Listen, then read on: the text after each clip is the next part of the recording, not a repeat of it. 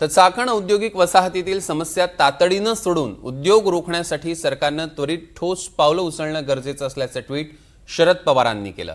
चाकणमधील औद्योगिक वसाहतीमधील 20 कंपन्यांच्या स्थलांतरणावर शरद पवारांनी चिंता व्यक्त केली। यावर मुख्यमंत्री देवेंद्र फडणवीस यांनी उत्तर दिलंय। बंद होणाऱ्या 76% कंपनीज या डिफंक्ट म्हणजेच डिसफंक्शनल आहेत, म्हणजे कंपनीची नोंदणी झाली मात्र या कंपन्या सुरूच झाल्या नाहीत, असं स्पष्टीकरण मुख्यमंत्र्यांनी दिलंय।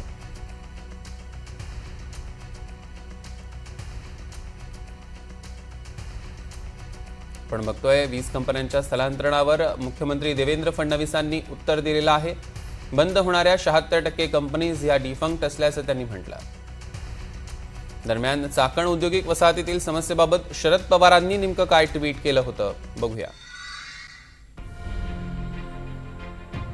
चाकणमधील तब्बल 20 कंपन्यांनी स्थलांतर करण्याचा निर्णय घेतला।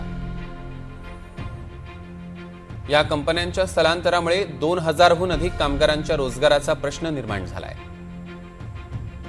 त्यामुळे राज्याच्या औद्योगिक ताकदीलाही धक्का बसू शकतो। या समस्या तातडीनं सोडून उद्योग रोखण्यासाठी सरकारनं त्वरित ठोस पावलं उचलणं गरजेचं आहे। दरम्यान शरद पवारांच्या ट्विटवर चंद्रशेखर बावनकुळे आणि राधाकृष्ण विखे पाटील यांनी काय प्रतिक्रिया दिली आहे बघूया।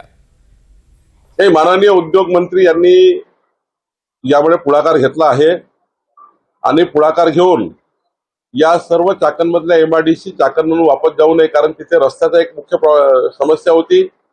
माननीय नितीन गडकरी साहेबांनी तिथे पुणे चाकण हा जो रस्ता आहे त्याकरता या ठिकाणी भरीव तरतूद केली आहे। मला वाटतं बाकीच्याही फॅसिलिटी ज्या आहे आणि गरज पडली तर शरद पवार साहेबांनी जी सूचना दिली त्या सूचनेवर आमचे उद्योग मंत्री उदय सामंतजी हे निश्चितपणे काम करतील आणि कुठलीही इंडस्ट्री परत जाणार नाही याची काळजी आम्ही। जो फेक नेरेटिव्ह सातत्यानं, खरं म्हणजे पवारसाहेब ज्येष्ठ नेते आहे, परंतु त्यांचं संपूर्ण जे वाटचाल पाहिली ती अशाच पद्धतीने फेक नेरेटिव्ह पुढे गेलेली आहे, म्हणून तर आज त्यांच्या पक्ष या दोघं झालेली आहे।